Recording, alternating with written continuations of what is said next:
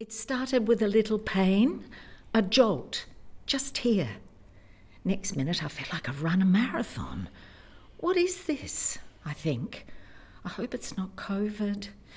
Isn't shortness of breath one of the symptoms? I realise I've stopped.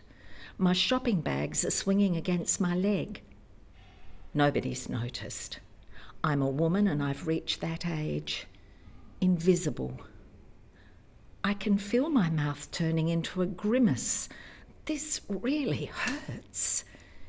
You hear about elephants sitting on you, but this is more like rope, like I'm being tied up around here. I think I might faint. I look around for a bench, but there isn't one, just a phone charging station. The rope tightens and I double over. I feel like I'm going to be sick or... I don't know how I get there, but next thing I know I'm on the ground, flat on my back, staring up into the lights. I feel like a chook about to go in the oven, trussed and stuffed. I can't speak, I can't breathe, and for what feels like forever, nobody comes.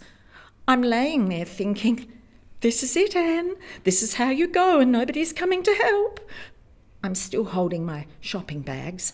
My hands are sweaty, clammy around the handles. Plastic, 15 cents a pop at Coles because I forgot to bring mine. Not that I'm thinking about that now. What I'm thinking is, what if nobody comes to help? What if I'm left to die here? After all, it's my fault, isn't it? I mean, people like me.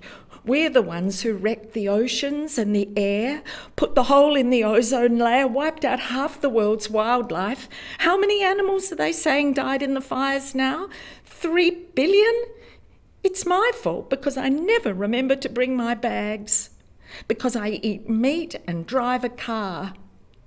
Us hippies, well, we cashed in our ideals for nice houses and good jobs and left the generations after us nothing but ideals. Well, that and climate change. Seas full of garbage, chaos everywhere you look. And I think, I wouldn't help me. If I was a passing stranger my grandson's age, I'd be tempted to walk on by. Just leave me here to cark it. I'm not saying it'd be right, but I'd get it. I could see why you would, how it might make you feel to see me laying there and just look away. Keep shopping with your canvas bags as I breathe my last. And then I realise I'm not alone. I can hear voices, one on top of the other, talking to me, saying reassuring things. I don't know how long I've been there, but somebody says there's an ambulance on the way. The pain's different now, numbing. I feel weirdly calm. There's a face leaning over me, a man with shaggy hair, a boy. He must be about my grandson's age. He has the most beautiful eyes. And I think, like an idiot, I say this out loud. He blushes, smiles. That's beautiful too, but I keep my trap shut this time. Somebody's holding my hand. I don't know if it's the boy or someone else, but the skin is smooth, soft. Mine must feel like wet sandpaper to them. As I begin to catch my breath, their grip loosens, but they don't let go until 2 ambos arrive. Funny, I think. They're so far apart in age. They look like they could be mother and daughter.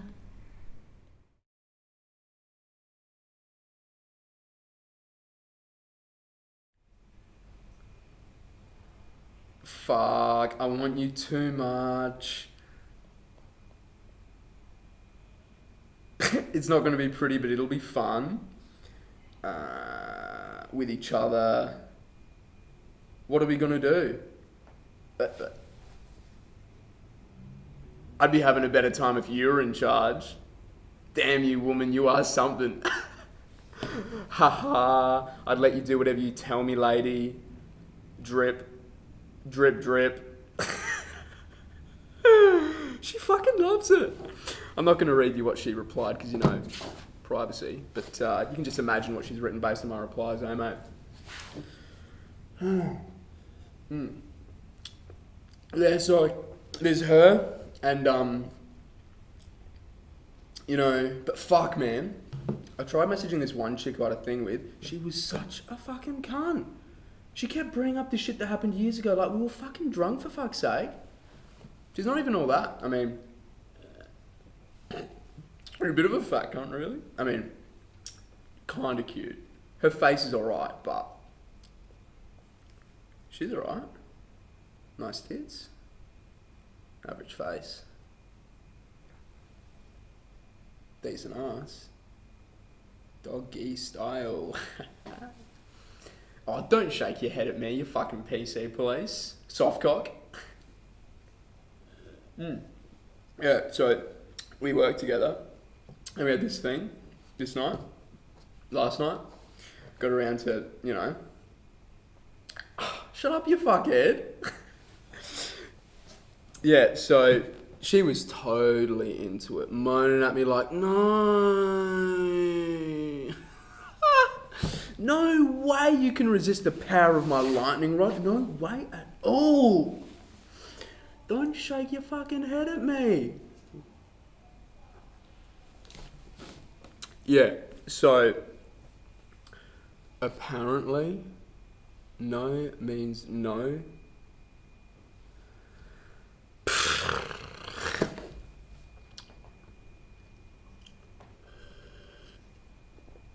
Nemesis. Just a fucking nemesis. Karma, cunt. She'll get karma.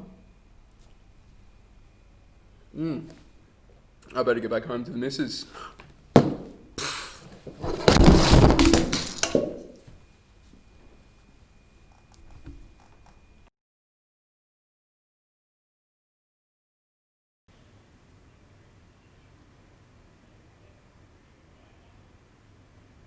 Revenge isn't something I've ever really hungered for, except when thinking about you.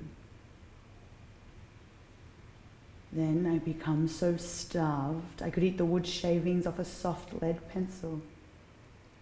2B, please. Just the way I like it. One day I am going to see you again. Somewhere outside. Nowhere soulless or suffocating like a supermarket. A park. Yes, a perfect day at the park. I can see it clear as anything. I'm standing there, minding my own business, blissfully happy and content.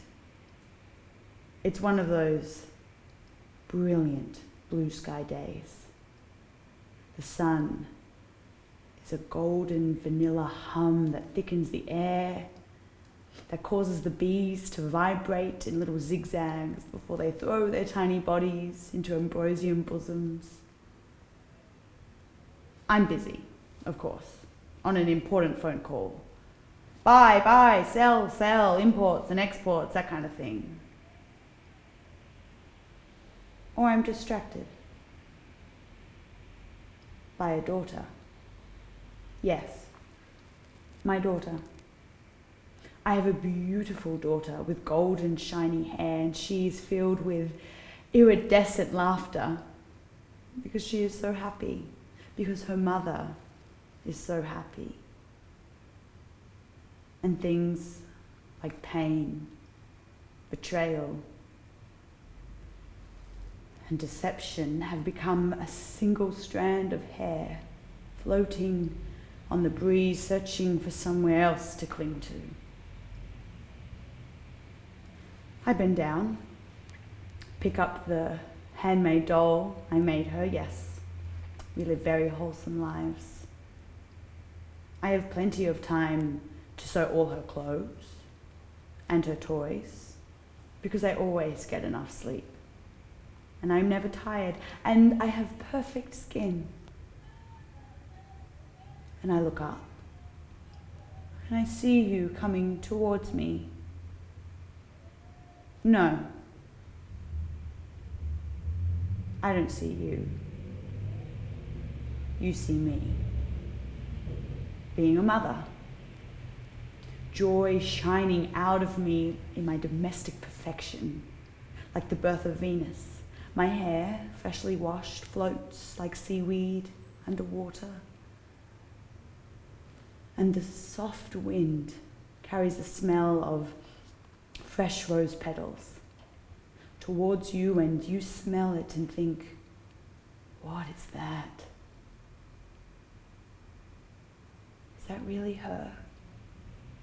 After all this time, then you see me. And the pain and warmth swells in your chest. Is it really her? You approach, full of hope and adrenaline, face tingling because you're nervous, excited. So many years, so much anticipation, and I look up, barely noticing you because of the tiny hands pulling at my chest, pulling at me for comfort and attention.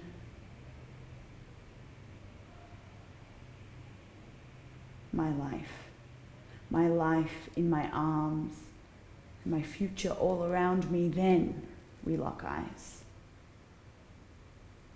Mine as bright and sunshiny as ever, yours dull and lifeless like a pool of silt.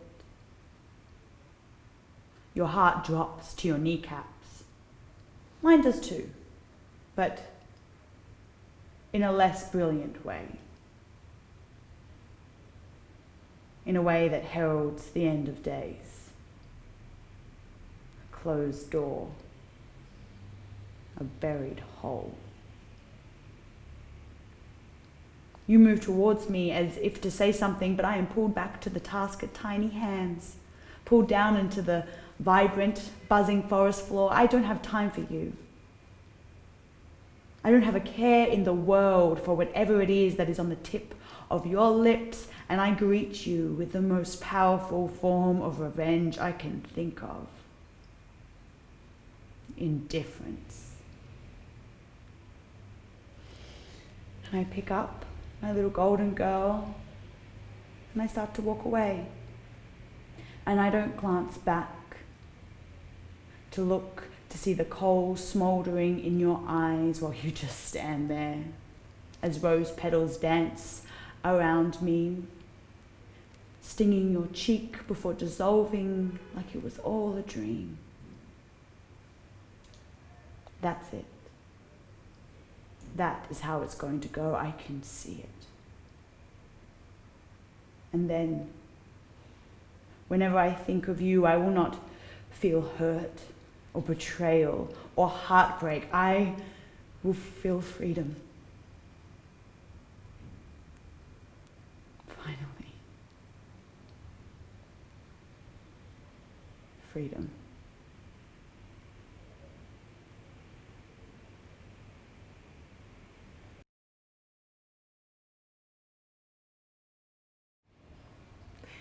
This is so nice, catching up like this. I don't even care that they've gone away. Do you? The netball girls. The entire team, even Kirsten. They went on a girls' weekend to Clare. Didn't you know either? Jess posted pics last night. They've rented a farmhouse or something near one of the wineries. It looks huge.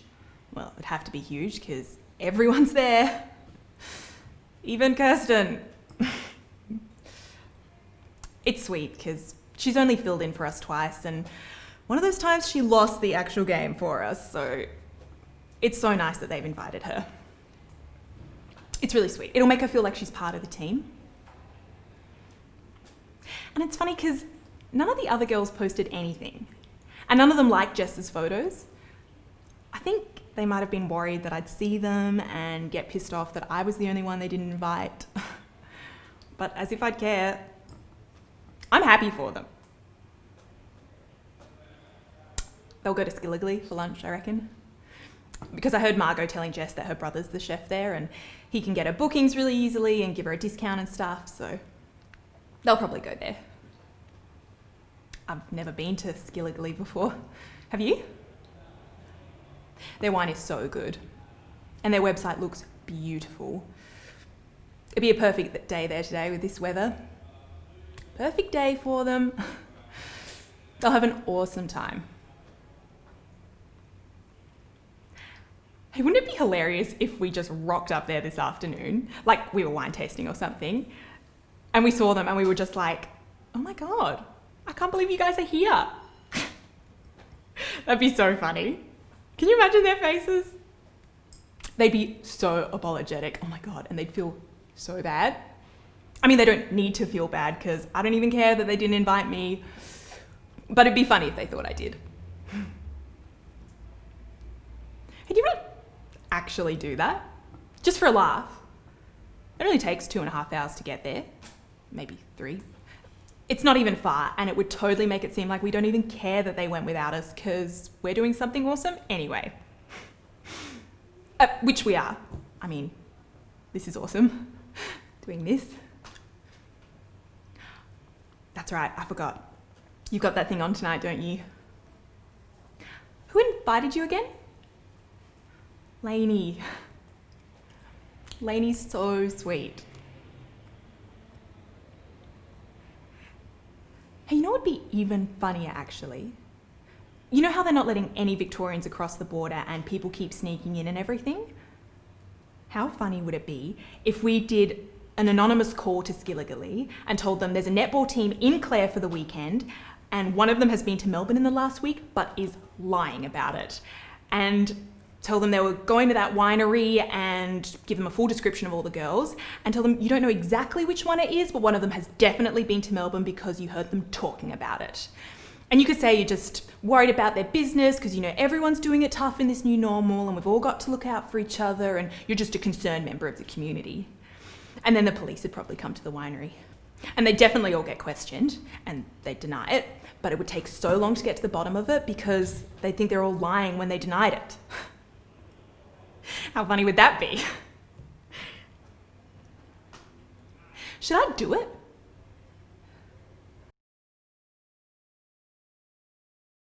Fucking fraud, mate! Seriously? I am not this person. I don't even want to say the word because I'm not that. I'm better than that. I might be surrounded by shirts and coats and really bad taste footwear.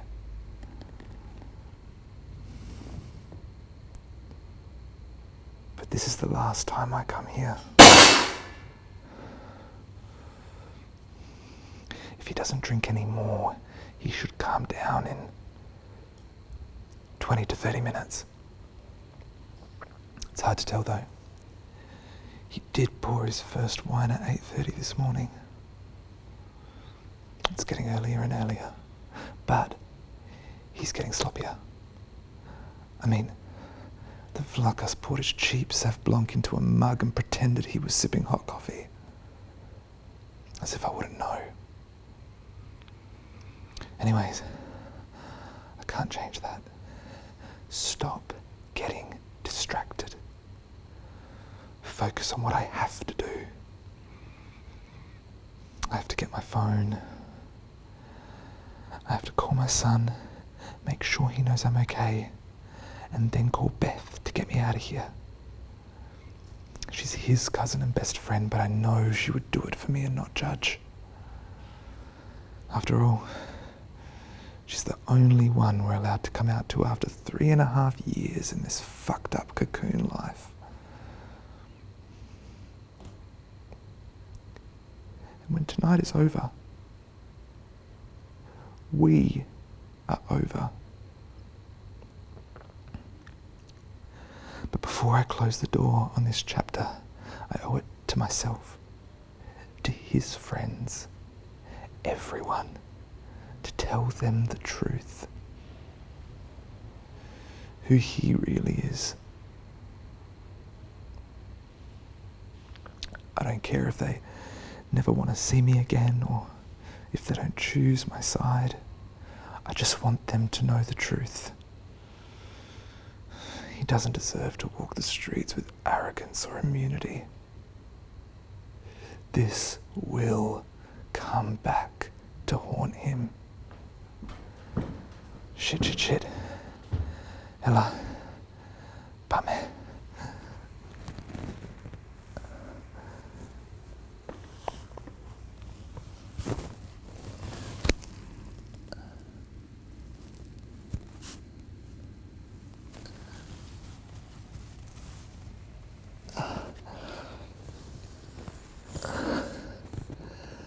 Wow.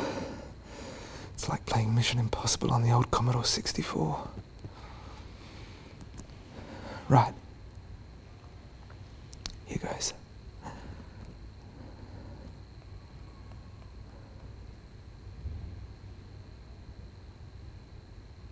Boro no tokano. Boro na tokano.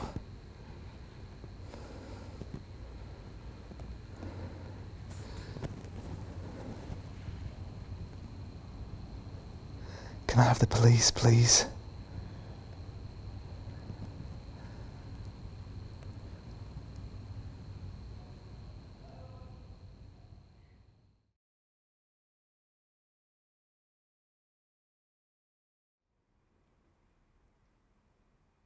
What? No, leave me be. All right.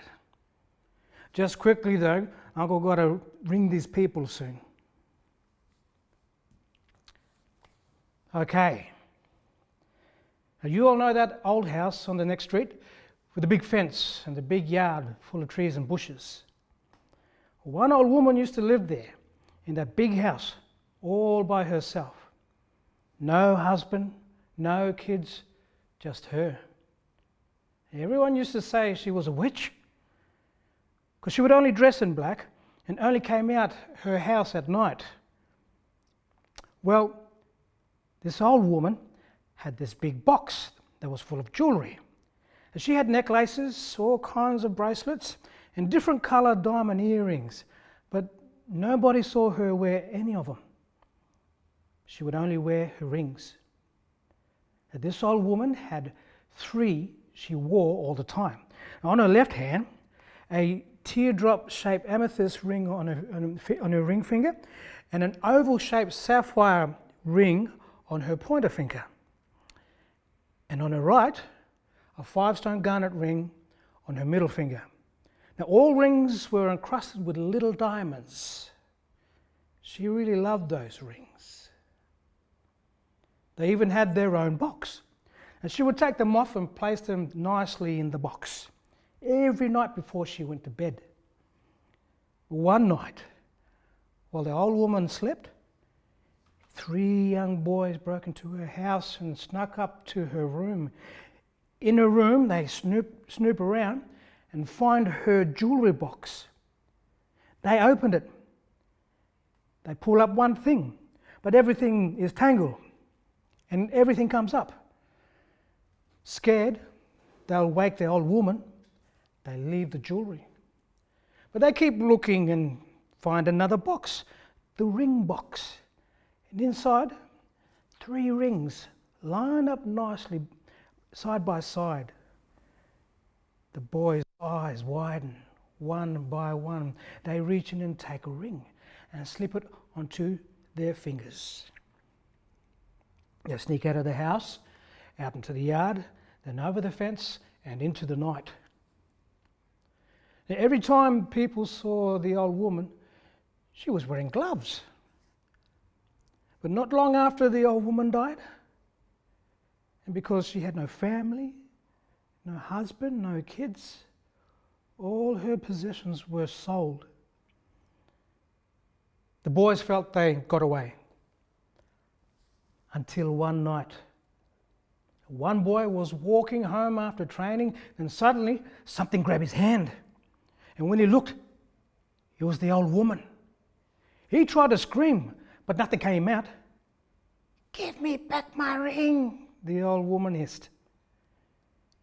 Hand in her grip, she squeezed it, making his closed fist open. And on his open hand sat her teardrop-shaped amethyst ring. She closed her cold fingers around his finger and yanked the ring. And the ring came clean off along with the boy's finger. She placed the ring back onto her left hand on her ring finger, and then she vanished. The boy screamed in pain and ran away. But the next day, that boy told the other two, "That old woman is back. She wants her rings." They didn't believe him. So the boy showed him his hand where the ring once sat and revealed his finger was missing. The other two boys now were scared. But before they could come up with a plan, the streetlights came on and it was time to go home. Each boy walked home alert and aware. One boy was almost home. A few more steps and he'd be there. But he felt a tap on his shoulder. He turned around slowly, but no one was there. He turned back to his house and started to walk faster, but he tripped and fell over. And on the ground, something grabbed his hand. He looked up and he saw the old woman. He pulled back, but her grip was too strong. And she took her oval-shaped sapphire ring back and collected the second boy's finger as well. The last boy was told the old woman took both of those boys' fingers. And scared, he wrapped it in a rag and he walked into town and he walked into the pawn shop and sold it. You know what? The old woman never came for him. He had all his 10 fingers to this day. But her 5-stone garnet ring is still out there. So be careful with what you buy, because it might belong to somebody else.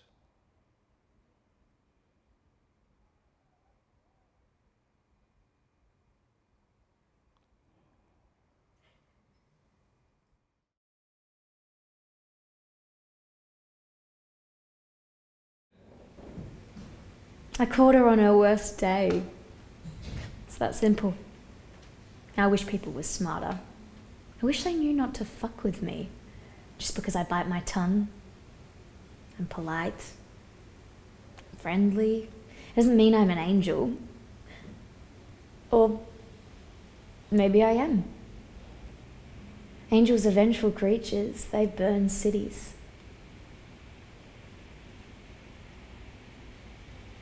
Now, dick pic wasn't enough. Or a clit pic. Nobody is shocked by those anymore. They're passé. You'll barely get a grunt from a tastefully lit erection. I mean, not after year 9, no. I needed something that would make her vulnerable. I needed... Do you hear that?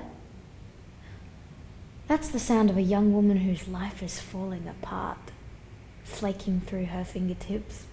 She's fucked now, fucked forever. A beautiful sound, isn't it? It feels like completion. You want to know why I did it, don't you? I'm not sure you're smart enough to understand. She beat me. Just. She got the promotion and I got to take the same stale classes again. Teaching at a basic level, herding sheep who think they're cats. I mean, they told me she got higher scores. Richer referees. And fine. If I couldn't be the smartest, I'd be the most cunning. I mean, that's a form of intelligence, right? Probably the only one that counts in the middle of a plague. I needed something that would stick to her. Something that couldn't be scrubbed off. Now, sex with a colleague is immaterial. Sex with a supervisor, well, that's solid career planning. And sex with a student, well, this is the arts faculty. I shoveled dirt on her and it trickled away every time. Until I realised my own cliche, I was reaching for the same tired, obvious scandal. In academia, nobody cares about your personal life. They care about your professional one. So to break her, I needed to brand her. To ruin her career and all her prospects, I needed the right frame, so I befriended her. I turned smiles into nails, and then when the time was right, when I knew I could, I sealed that coffin. They think she's a conservative. That's worse than syphilitic. And all it took was a few posts, a couple of emails, some water cooler innuendo. That bitch is cancelled. Harsh, edging on cruel? Good, I can tell you think so, and yet this was a mercy. I've heard her, and I've liked it. But you don't cure a disease by focusing on the symptom. They are the sickness. They who pass judgment, they who pit the young and the talented against each other. Now, I've taken her off the board because I'm about to tip it. And I've got the whole uni rigged to blow. That concrete night terror, that architectural abortion. C4 is tax deductible when you have a boyfriend in engineering. Oh, they will be sucking bubbles, pressing hands, cutting ribbons. They will be celebrating another year, being rich and irrelevant. I just wanted to give them one last final hurrah. Pity it'll be so tedious. I mean, what a legacy they'll leave behind. All those things that very nearly happened. Still, they're always talking about their impact on society. This'll leave a mark. Anticipation makes my toes horny. This isn't my first time, but they're all a bit special. Oh, admit it. You've fantasized about this. Haven't you always wanted to watch the boomers go boom?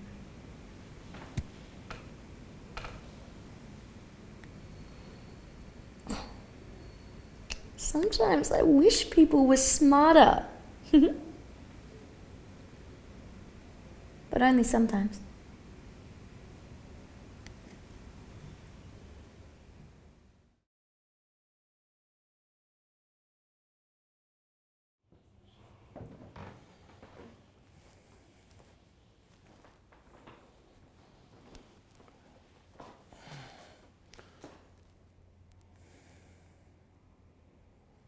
The sky was pink and red as the dawn sun rose behind the clouds. The crowd was restless, like it was one thing. Not a lot of people, but one connected thing. Like if one guy turned his head, then they all turned their head. When this one lady burst into tears, not burst loud, but burst quiet, put her chin down into her chest like a bird. And the guy beside her touched her calmingly. And then someone leant into him, and everyone just existed like that, filling in the blanks for each other.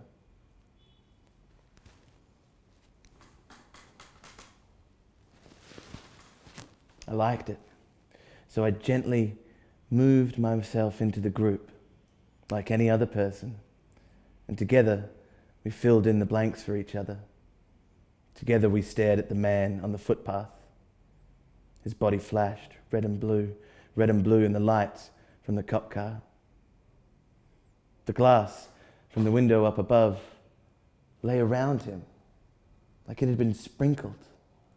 Confetti at a wedding, dirt on a grave.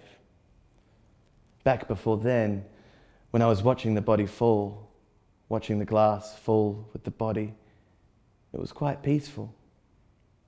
A burst of noise when he crashed through, yeah, but then a gentle silence. As he rolled through the air, as the glass fell beside him like rain, refracting the dawn light on its journey, reflecting the street lights that were just faintly murmuring, about to go out, but not quite. The falling glass was white and yellow as it tumbled, as it tinkled onto the footpath. Him a thud, it just a tinkle.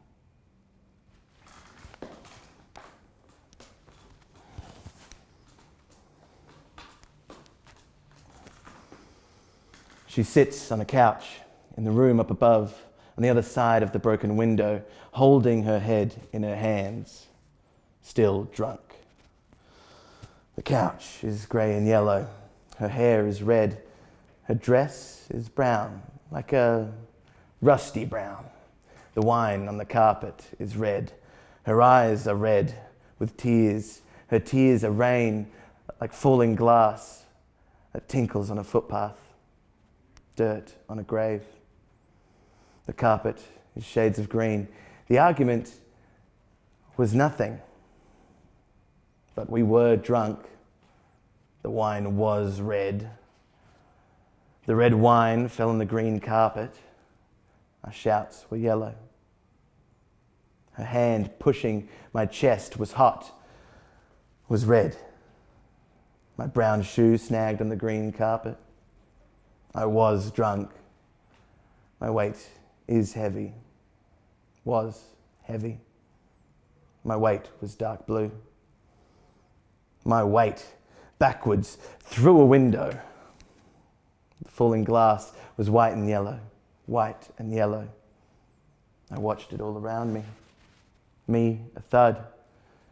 It, just a tinkle. Look up. Breathe in. The sky is pink and red. Breathe out. The street lights faintly murmur. Breathe in.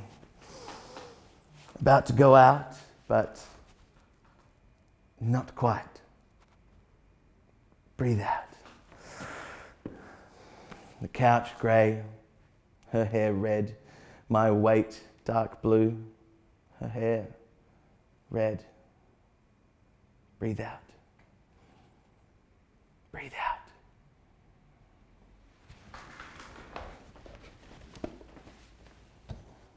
Here, now, you watching me. Blank. No colour. Black and white. Blank. I stand beside them all. Her chin in her chest like a bird. Her head in her hands. His hand on her shoulder. They fill in the blanks for each other.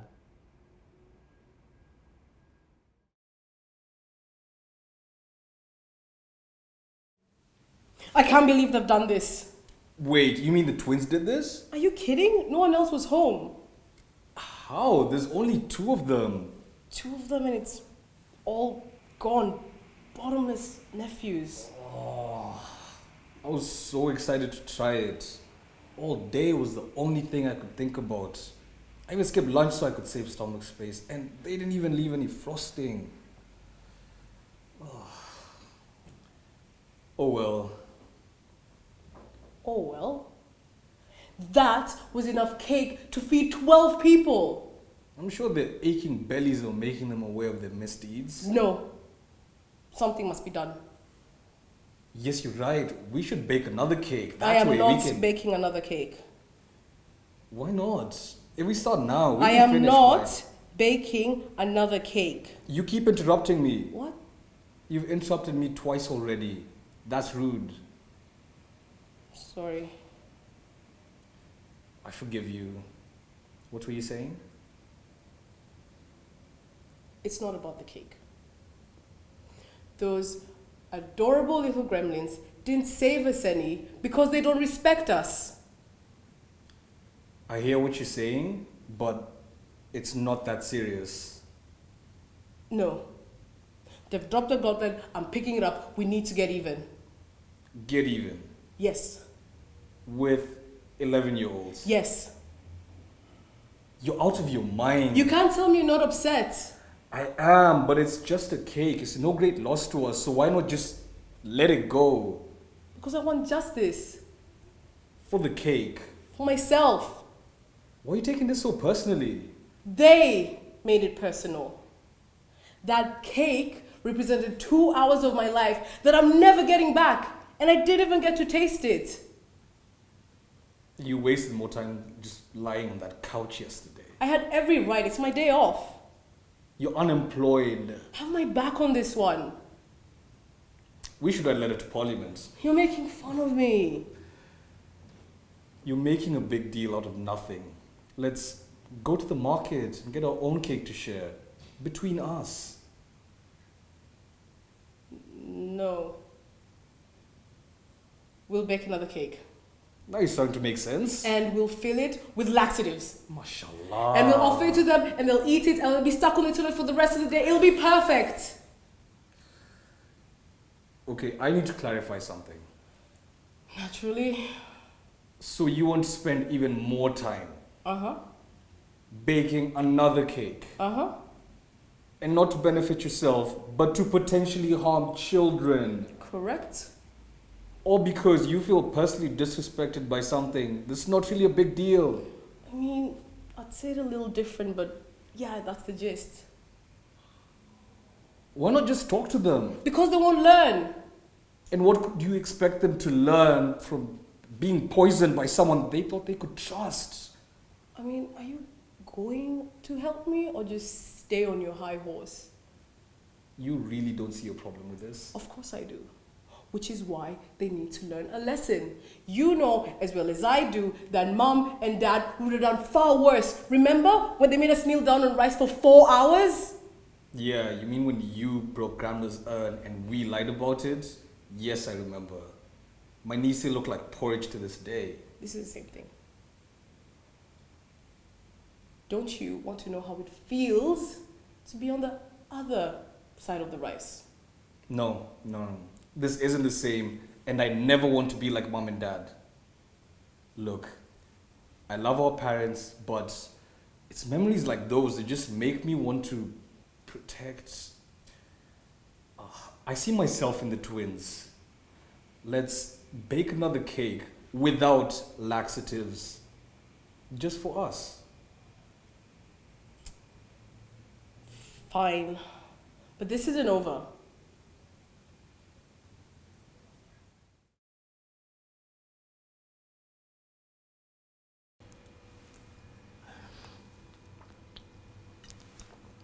Well, this is supposed to do 25 on that stretch, right? There are signs, 25, children crossing. And it's outside the school, so the flags are up.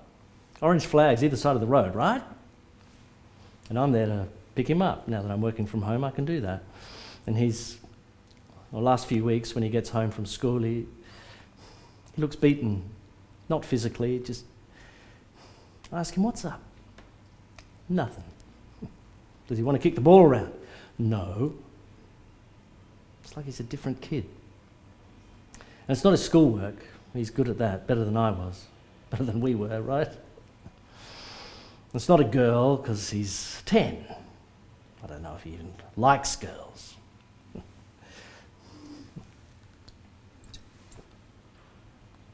Turns out it's a boy. Not like that, he's 10. There's this older boy who's been low-level stuff, saying his name when he walks past, like, Cameron! Gets in his way in the hallway, sorry, you're trying to go this way? That kind of shit. Low level, right? But it's happening. And you remember when we were at school and the teachers are like, it's boys being boys, and then you grow half a metre and they don't bother you anymore. We went through that, right? Only now, it's my kid. It's bringing it back. That feeling of... I say I'll talk to the principal, and he says, no, Dad, it'll make it worse. And he's not wrong, because they find ways to make it look like they're not doing anything. And I say I can take him to judo, boxing if he wants. And he says, no, Dad. So I'm stewing about this. And then today I go pick him up. And I see him coming out, and there's this kid, this big kid on a bike, this big fucking bike, and it's new and it's expensive.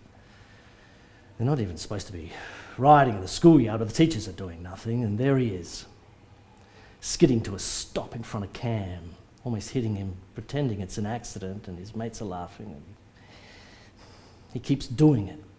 Cam walks a bit, and then it's like, sorry, oh, sorry. And I'm watching this whole time, and when Cam gets to me, I'm like, that him? And he said, Dad, don't. What's his name? Cam? Cam says, Roland. Roland? Who calls their kid Roland? That's the source of the problem right there. I'm like, oi, Roland. Cam's trying to stop me, but I'm, Roland. The kid stops on his bike. Yeah? He says, nice bike, Roland. I'm stood in front of him, looking in his face, got that evil kind of face where the eyes, you know what I'm saying? You wonder what he's seen to give him those eyes. But he's bullying my kid, so wouldn't want anything to happen to that bike, Roland. He looks at me, looks at Cam, standing over by the gate, back at me, and he grins. He's got this bike helmet on like a dick, like it's balanced on his head and the straps are hanging down at the side of his face because that's cool. He's fucking 12 years old and he knows I can't touch him. He knows I can't put a hand on that bike. And he grins and he says, what you gonna do, big man? Swings the bike around me, pedals off past Cam. Straight out the gate, laughing. What you gonna do, big man? Races onto the crossing, turns his head back to look at me. What you gonna?